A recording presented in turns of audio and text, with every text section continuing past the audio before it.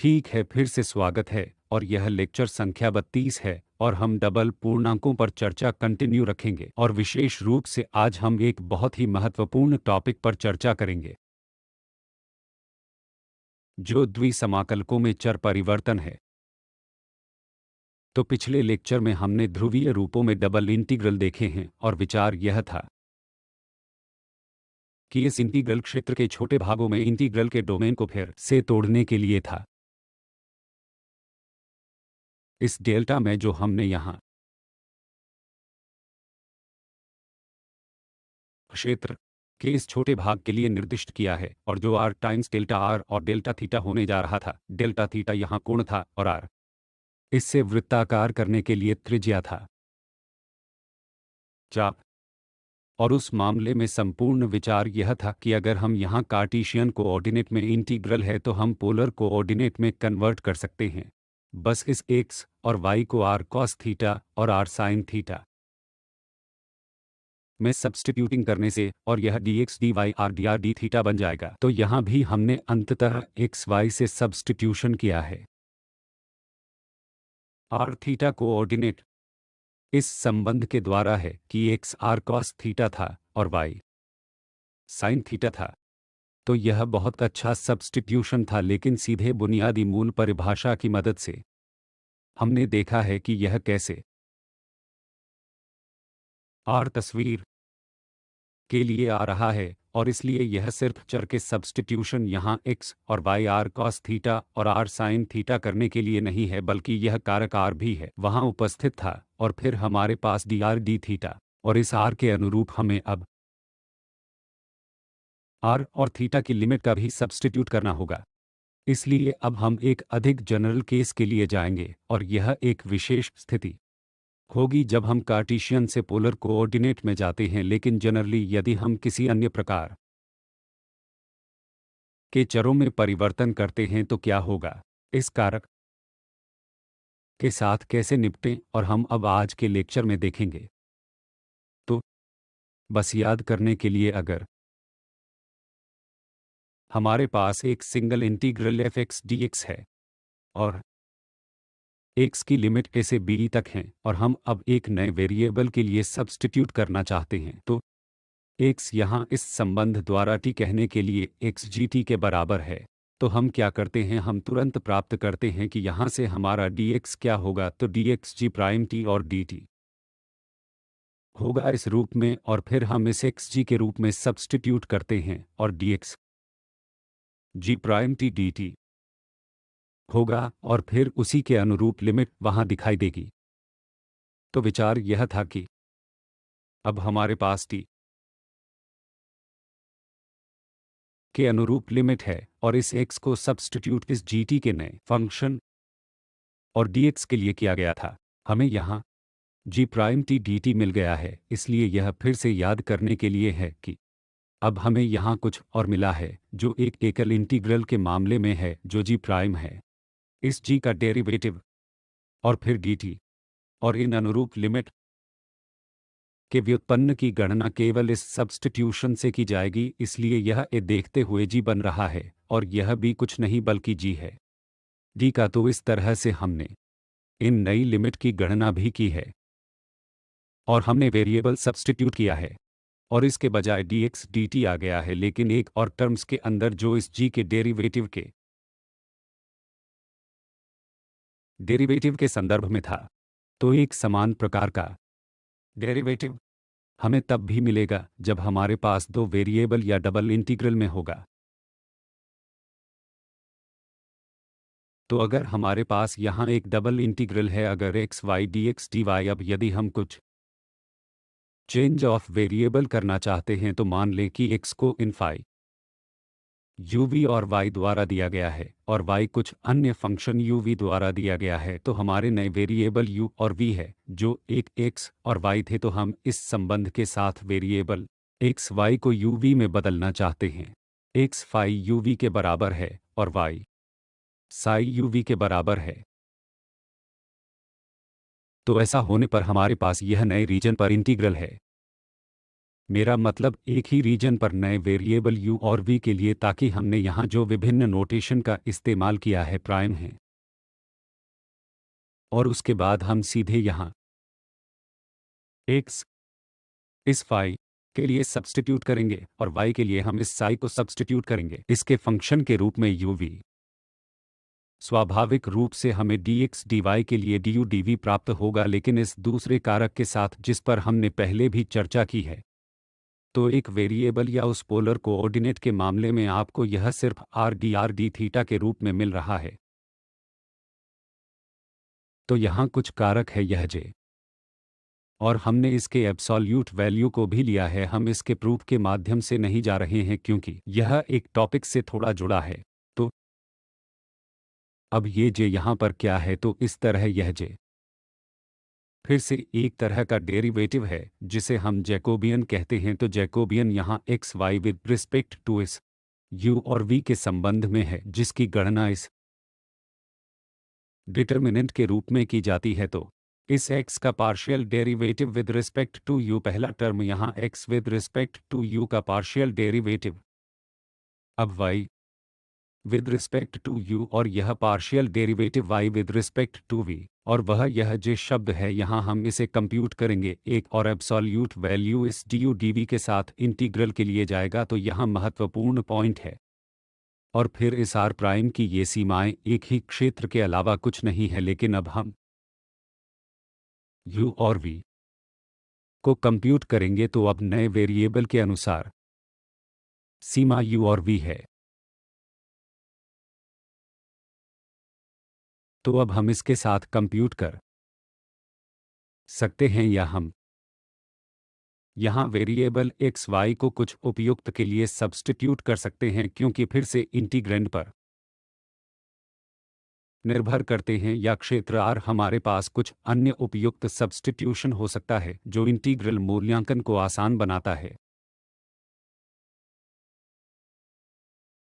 अगर यदि हम एक विशेष मामले को देखना चाहते हैं कि क्या होगा अगर हम पोलर रूपों में सब्स्टिट्यूट करते हैं, इसका मतलब है कि x r cos और y r sin थीटा के बराबर है।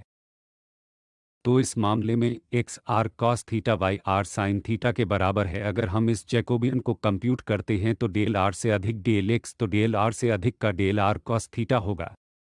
cos थीटा यहाँ है और डेल थीटा से अधिक del x minus r sin theta हो जाएगा।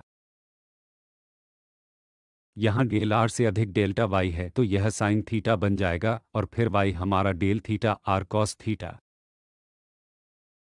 बन जाएगा। और अब इसकी determinant value r cos square theta plus r sin square theta होगा, और जब हम r कॉमन लेते हैं और इसलिए तो यह r cos स्क्वायर थीटा है और minus minus plus r sin square theta, और फिर यह कुछ नहीं है लेकिन r है। तो हमारे पास यह डिटर्मिनेंट वैल्यू r के रूप में है, और अब हम इस इंटीग्रल को बदल सकते हैं जो पोलर कोऑर्डिनेट में कार्टेशियन कोऑर्डिनेट दिया गया था, और जो हम पहले ही पिछले लेक्चर में डिस्कस कर चुके हैं कि हमें x और y के सब्स्टिट्यूट की ज़रूरत है, क्योंकि r cos r sin theta और फिर dx dy r dr D theta बन जाएंगे। यह रीजन अब यह r r प्राइम बन जाएगा। पोलर कोऑर्डिनेट r और थीटा के टर्म्स में डिस्क्राइब किए जाएंगे।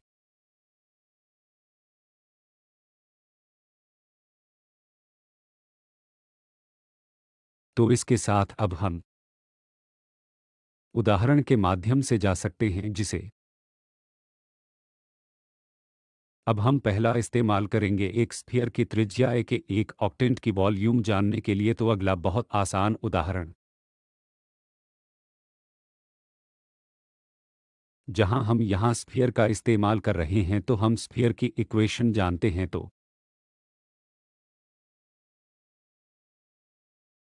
एक्स स्क्वायर और वाई स्क्वायर की टर्म्स में हमें मिलेगा जेड स्क्वायर, और फिर यहाँ एक ऑक्टेंट में एक वॉल्यूम। तो हम बेसिकली विचार कर रहे हैं पहले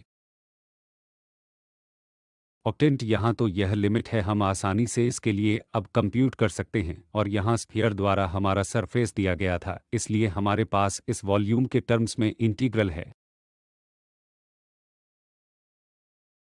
कि यह स्फीयर से आ रहा है क्योंकि स्फीयर की इक्वेशन थी जेड स्क्वायर प्लस यह एक्स स्क्वायर प्लस यह वाई स्क्वायर बराबर है ए स्क्वायर के, तो यहाँ से आप कंप्यूट कर सकते हैं जेड स्क्वायर बराबर है ए स्क्वायर और minus x square minus y square, तो जेड यहाँ प्लस होगा क्योंकि हम बात कर रहे हैं सिर्फ एक ऑक्टेन की, तो यह सरफेस होगा या यह यहाँ ए स्क्वायर और minus x square minus y square square root के साथ यहाँ इंटीग्रेंड होगा और फिर डी एक्स डी वाई इस एस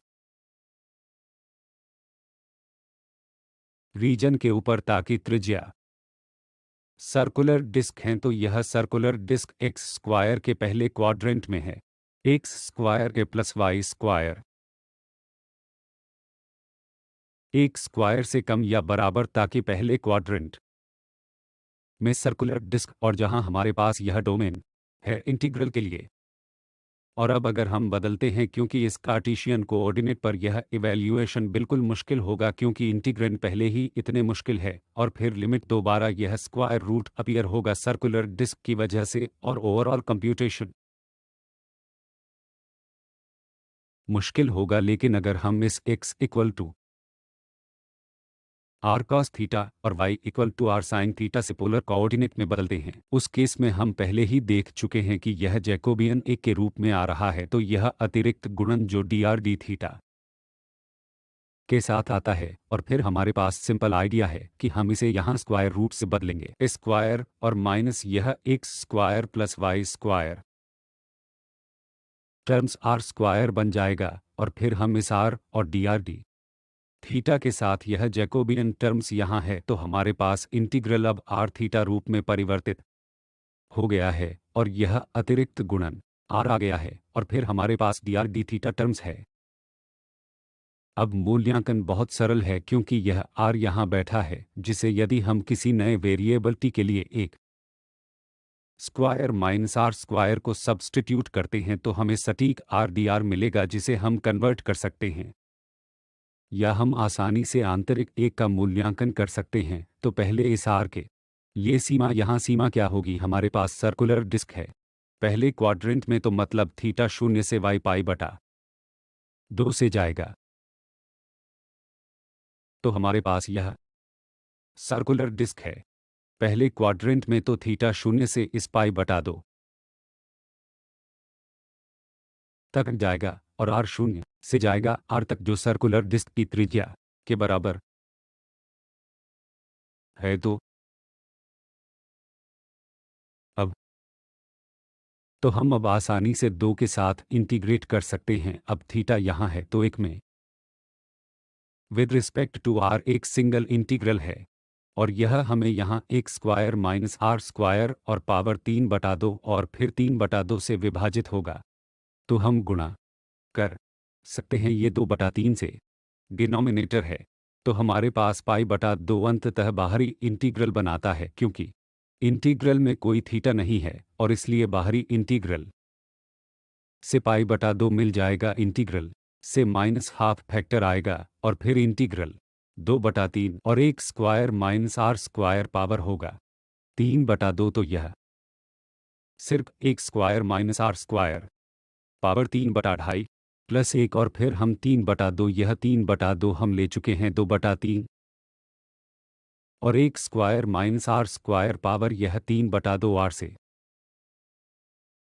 0 तक लिमिट। तो अगर हम अब इन लिमिट को सब्स्टिट्यूट करते हैं तो अपर लिमिट 0 बनाएगी, इस आर के लिए लोअर लिमिट 3 बटा 2 की पावर 3 स्क्वायर बनाएगी, मतलब ए क्यू माइनस साइन के साथ, तो यह प्लस बन जाएगा और आखिरकार हमें यहाँ जवाब मिलेगा पाई बटा तो 3 से 6 और 2 हमें यहाँ 6 देगा और एक क्यू ए बन जाएगा। जब हम लोअर लिमिट को पुट करेंगे तो इस स्फीयर का वॉल्यूम इसे एक ऑक्टेन में दिया गया बटा पाई बटा 1 घन में 6 स्फीयर की त्रिज्या एक और उदाहरण है जहां हम इस सब्स्टिट्यूशन का उपयोग कर सकते हैं, जैसे यहाँ ए पावर वाई माइनस एक्स से अधिक वाई प्लस एक्स दिया गया है और रीजन यहाँ क्या है जो इन दो कोऑर्डिनेट एक्स तो एक्स अक्ष और वाई अक्ष से बाउंडेड है और फिर हमारे पास रेखा x प्लस वाई 2 के बराबर है। यह वह भी रीजन है जहां हम इस एक फंक्शन ई पावर वाई माइनस एक्स से अधिक वाई प्लस एक्स इंटीग्रेटिंग कर रहे हैं। तो इंटीग्रल को देखते हुए सही सब्स्टिट्यूशन और वाई माइनस एक्स और यह वाई प्लस एक्स लगता है। तो अगर हम सब्स्टिट्यूट करते हैं, हम वाई माइनस एक्स और 2 वाई प्लस एक्स को भी एक नया नाम देते हैं, तो शायद यह इंटीग्रल कंप्यूट करना आसान हो जाएगा। तो हमने वेरिएबल को y माइनस एक्स से बदल दिया था। हम u और y प्लस एक्स के रूप में सब्स्टिट्यूट करते हैं। हम v के रूप में सब्स्टिट्यूट करते हैं और फिर हम इन दोनों से कंप्यूट भी कर सकते हैं x और y v की टर्म्स में। उदाहरण के लिए अगर हम जोड़ते हैं तो y equals to u plus मिलता है। हम y बराबर है u प्लस v बटा 2। इसी तरह अगर हम इसे इससे घटाते हैं, हमें मिलेगा x equals to v minus u बटा 2, क्योंकि x और y v प्लस u बटा 2 होंगे। तो रिलेशन से हमारे पास x और y हैं u और v की टर्म्स में, और हमें जैकोबियन टर्म मिले सकती हैं क्योंकि नए इंटीग्रल में नए वेरिएबल में वह इन ट्रांसफॉर्मेशन के लिए जरूरी होती है। तो यहाँ delta x over delta u और delta x over delta v, तो यहाँ हमें कंप्यूट करना होगा, इसलिए यह delta x over delta u minus half के रूप में जो यहाँ आ रहा है, और delta x over delta v half होगा। दूसरी टर्म फिर y के लिए u के संबंध में, तो delta y over delta u half होगा और delta y over delta v भी हाफ होगा। तो हमारे लिए यहाँ यह जैकोबियन है जो -4 और -1/4 होगा। तो यह a -1/2 है। तो जैकोबियन वैल्यू इस केस में है माइनस हाफ।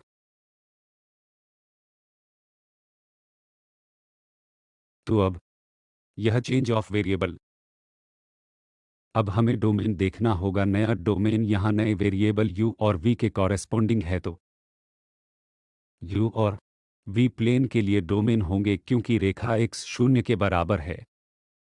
यहाँ हमारे पास है यह रेखा x 0 के बराबर है, यह है, यह x है 0 के बराबर। तो हमारे पास यह y है 0 के बराबर और हमारे पास पहले ही यह रेखा है प्लस y बराबर है 2 के। तो यह होने पर हमें नए डोमेन देखने होंगे वेरिएबल u और y के टर्म्स में।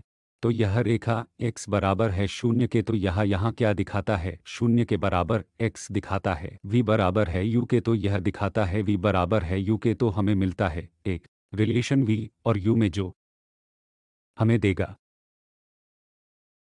नए रीजन की बाउंड्री देता है, और रेखा y equals to 0 v equals to minus u देगा, ताकि नए रीजन v का दूसरा बाउंडेड बराबर है रेखा u के रूप में। और तीसरी रेखा यहाँ x प्लस वाई बराबर है 2 के, तो x प्लस वाई बराबर है 2 के, मतलब v बराबर है 2 के। तो हमारे पास है यह s से v तक 2 के बराबर है। तो 3 के साथ फिर से v बराबर है u के और v बराबर है माइनस u, v बराबर है 2 के। हम नया डोमेन बना सकते हैं। तो यह v और u के टर्म्स में, तो हमारे पास है u रेखा के बराबर, हमारे पास v equals to minus u रेखा है और फिर v इक्वल्स टू 2 रेखा है। तो अब हमारे इंटीग्रेशन के लिए यह रीजन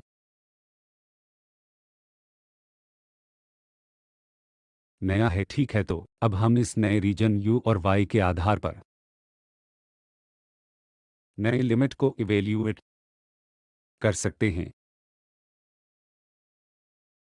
तो याद कीजिए कि जैकोबियन माइनस हाफ था और हम इस इंटीग्रल e की power minus y minus x over y plus x को कंप्यूट करने वाले हैं dx dy, और हमारा सब्स्टिट्यूशन था y माइनस एक्स यू था और y प्लस एक्स था v, और यह नया डोमेन है x और y की टर्म्स में दिया गया है।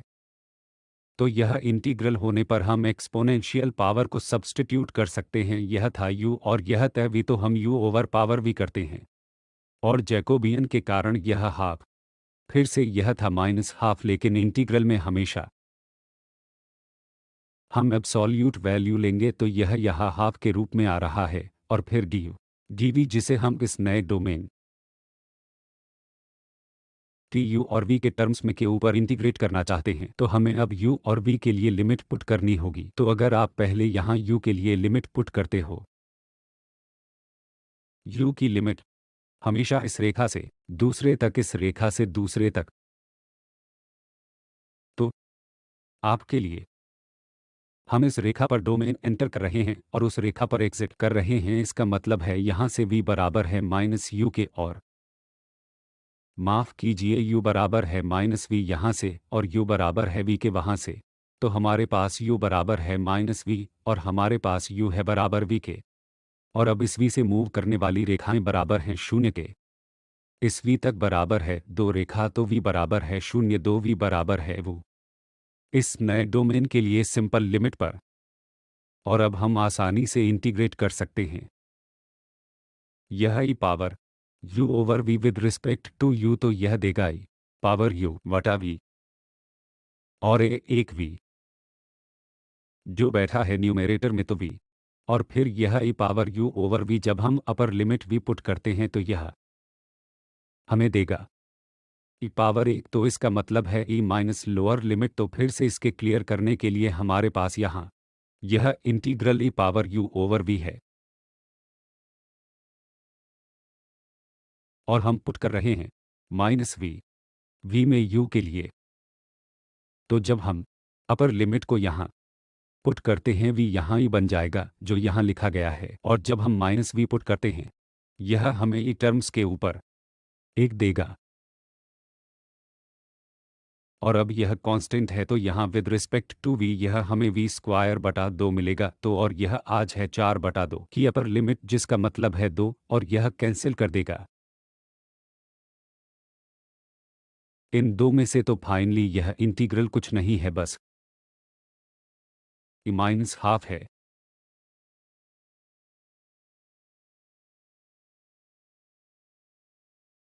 ठीक है, तो दूसरी प्रॉब्लम जहां हम इस x square plus y square को पोलर कोऑर्डिनेट में बदलकर इंटीग्रेट करना चाहते हैं, और यह नेचुरल है क्योंकि हमारा इंटीग्रेशन भी इसे सपोर्ट कर रहा है। पोलर कोऑर्डिनेट में बदलना हेल्प करेगा, और शायद यहाँ भी, क्योंकि यहाँ यह एक सर्कल है।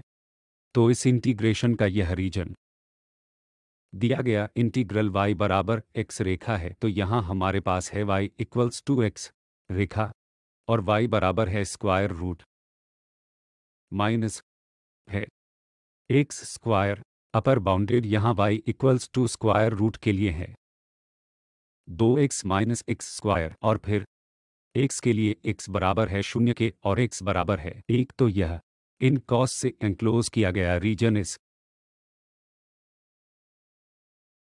इंटीग्रल के लिए हमें इंटीग्रेशन का रीजन देगा, और जो वास्तव में है यह है y स्क्वायर बराबर है 2x और माइनस एक्स स्क्वायर। तो यह है y स्क्वायर और plus x square minus 2x बराबर है 0 के। तो हमारे पास है y स्क्वायर और plus x minus 1 whole square, तो हमें मिलता है माइनस 2x स्क्वायर, और 1 मिलता है तो वह 1 से कंप्यूट किया जाएगा। तो यह है y स्क्वायर और plus x minus 1 whole square और बराबर है 1 के। 1 0 पर त्रिज्या 1 और सेंटर का सर्कल, तो यह एक शिफ्टेड सेंटर है z, और यह एक 0 और 1 की त्रिज्या।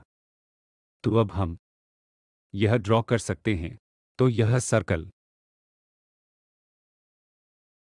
है जो हमारे पास है, ये एक शिफ्टेड वाला है, तो वहाँ एक पर सेंटर है। और अब y बराबर है x रेखा के, तो यहाँ y बराबर है x रेखा के, y बराबर है x रेखा के, और हमारे पास सर्कल है y बराबर है 2x और माइनस एक्स स्क्वायर के, और यह x है जो 0 से जाता है। तो x बराबर है 0 रेखा के, 2x बराबर है 1 रेखा, और इससे एंक्लोज किया गया x से सर्कल तक। तो यह इंटीग्रेशन का रीजन है जिसका हम यहाँ इस्तेमाल कर रहे हैं, और अब हमें पोलर कोऑर्डिनेट की मदद से कवर करना होगा। तो फिर से पोलर कोऑर्डिनेट के लिए थीटा की लिमिट के लिए, क्योंकि इस रेखा से, और अब हम इस तक जा रहे हैं, तो यहाँ बराबर है y रेखा के, तो यह है थीटा की टर्म्स में, जैसे पाई बटा या, तो 10 पाई बटा 4 1 है क्योंकि यह है। अगर यह 1 है और यह भी वही 1 है, तो 10 थीटा 1 बटा 1 होगा, तो यह पाई बटा 4। और फिर हम इस रेखा तक पॉइंट तक जा रहे हैं जो कि है पाई बटा 2, तो थीटा वहाँ है जहाँ पाई बटा 4 2 पाई बटा 2 और 4 आर। हम हमेशा इस शून्य से इस सर्कल तक हैं, तो शून्य से इस सर्कल तक, तो हम शून्य से उस सर्कल तक जा रहे हैं। तो आर की लिमिट के लिए भी सिंपल है, लेकिन अभी हमें जानना है क्या है यह सर्कल का क्या है आर। और थीटा के टर्म्स में, तो सर्कल की पोलर इक्वेशन तो दी गई इक्वेशन थी वाई स्क्वायर और यह आर, माफ कीजिए, x minus x square plus y square बराबर है 1 के, तो एक्स है cos theta minus 1 whole square plus r square, और यह है वाई स्क्वायर और बराबर है 1 के। तो यहाँ से हम इसे सिंप्लीफाई करते हैं, हमें मिलेगा आर स्क्वायर और माइनस 2 आर कॉस थीटा बराबर है 1 के। पहले को मिलेगा केन और स्क्वायर थीटा में आर स्क्वायर, और आर स्क्वायर कॉस थीटा हमें देगा यह आर स्क्वायर। तो यहाँ से हमें मिलता है यह r equals to 2 cos theta. तो यहाँ यह सर्कल है आर बराबर है 2 कॉस थीटा। तो आर की लिमिट भी अब क्लियर है, आर शून्य से आर 2 कॉस थीटा तक जा रहा है। तो यह इंटीग्रल जो ओरिजिनली दिया गया था, हम इस x square plus y square के लिए आर स्क्वायर में कन्वर्ट कर रहे होंगे और dy dx, तो dx dy बन जाएगा आर डी थीटा शून्य से सर्कल तक आर की लिमिट, इसका मतलब है शून्य से 2 कॉस थीटा। और फिर हमारे पास थीटा है जो बराबर है पाई बटा 4 से पाई बटा 2।